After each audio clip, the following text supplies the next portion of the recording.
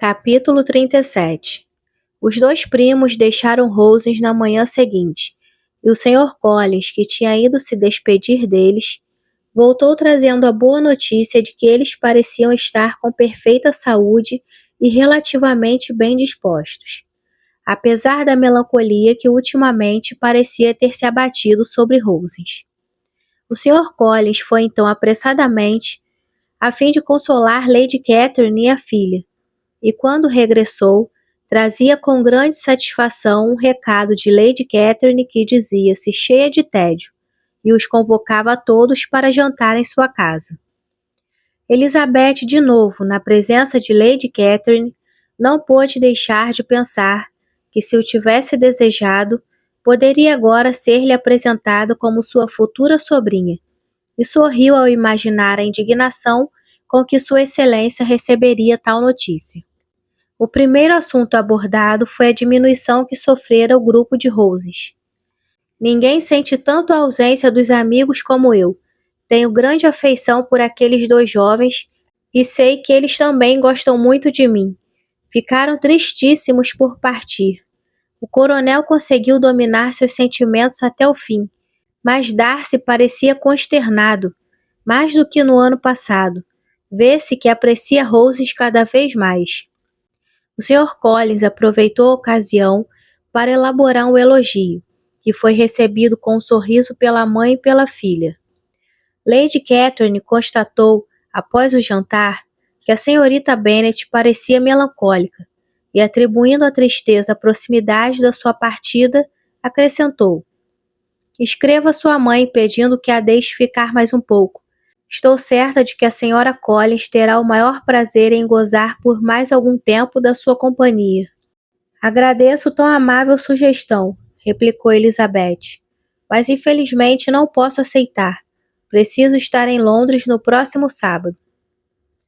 "Mas, sendo assim, só terá passado aqui 6 semanas. Contava que permanecesse 2 meses, pelo menos. Foi o que eu disse à senhora Collins antes da sua vinda. Não pode haver motivo para uma partida tão prematura. A senhora Bennet passará bem sem você outros 15 dias. Mas o mesmo não poderei dizer de meu pai. Ele me escreveu na semana passada, pedindo que eu abreviasse a minha estada. Se a sua mãe a dispensa, também o seu pai o fará. Uma filha nunca é muito necessária a um pai. E se quiser ficar mais um mês, eu poderei levá-la comigo até Londres. Preciso ir lá em princípios de junho. Demorarei 1 semana, e na minha carruagem haverá espaço para uma de vocês. Se o tempo estiver fresco, poderão ir as duas, pois ambas são magrinhas." "É muita bondade sua, Lady Catherine, mas creio que serei obrigada a seguir o meu plano anterior."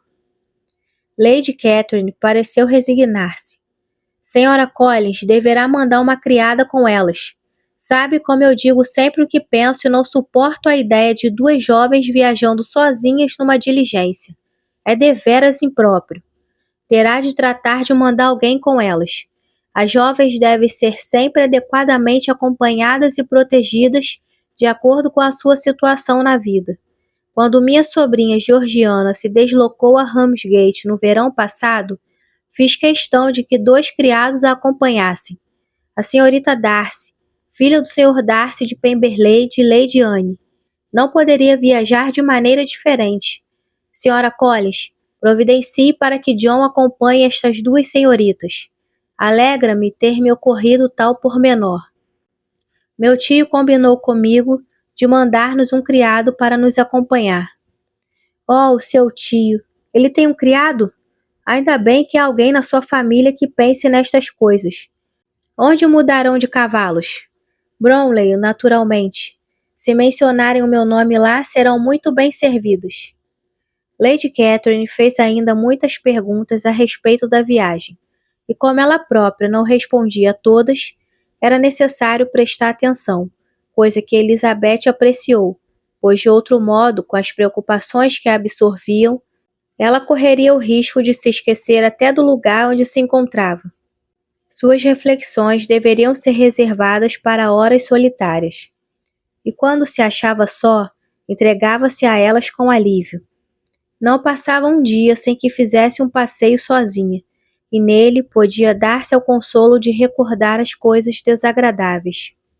Sabia quase de cor a carta do Sr. Darcy. Estudava cada frase e os seus sentimentos com o autor variavam frequentemente.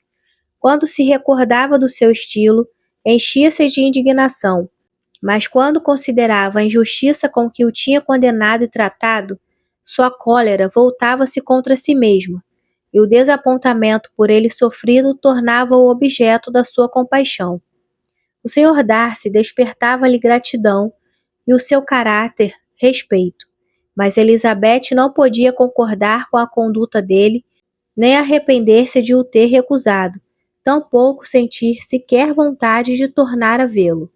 Sua atitude era uma fonte constante de amargura e ressentimento, e os infelizes defeitos da própria família, um motivo ainda mais forte de aborrecimento. Seu pai, limitando-se a troçar, nunca faria um esforço para corrigir as leviandades das filhas mais jovens. E a mãe, cujas maneiras não eram muito melhores, continuava naturalmente insensível a esse mal. Elizabeth sempre reunia o seu esforço ao de Jane, numa tentativa de refrear as imprudências de Catherine e de Lydia. Mas, uma vez que elas eram protegidas pela indulgência da própria mãe, que possibilidades teriam de se emendarem? Catherine, muito influenciável e fraca, e completamente sob o domínio de Lydia, levava sempre a mal os conselhos das irmãs mais velhas, e Lydia, voluntariosa e descuidada, nem sequer lhes dara ouvidos. Ambas eram ignorantes, indolentes e vaidosas. Enquanto existisse um oficial em Meryton, elas continuariam namorando.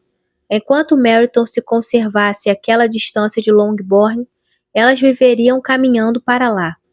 Outras das suas maiores preocupações era o futuro de Jane, e a explicação do Sr. Darcy, inocentando Bingley, realçava o valor daquilo que Jane perdera. Sua afeição provava ter sido sincera e sua conduta ficara livre de toda censura, a não ser, talvez, a de uma demasiada confiança no seu amigo. Como era triste, pois pensar que Jane fora privada de uma situação tão desejável, tão rica em vantagens e promessas de felicidade, pela extravagância e insensatez da própria família.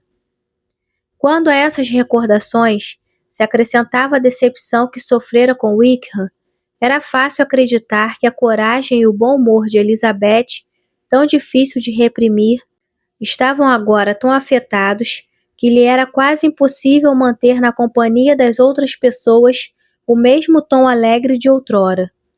Os convites para Rosings durante a última semana sucederam-se com a mesma frequência com que foram feitos a princípio. A última noite foi passada ali, e Sua Excelência de novo se informou minuciosamente de todos os pormenores da viagem. Deu conselhos sobre a melhor maneira de fazer as malas e insistiu tanto nesse tema que Maria, ao regressar, se sentiu na obrigação de desfazer todo o trabalho da manhã e tornar a fazer novamente a mala. Quando se despediram, Lady Catherine, com grande amabilidade, desejou-lhes uma boa viagem e convidou-as a voltarem a Hunsford no ano seguinte, e a senhorita de Bourgh levou sua benevolência a ponto de fazer uma reverência e estender a mão para as duas.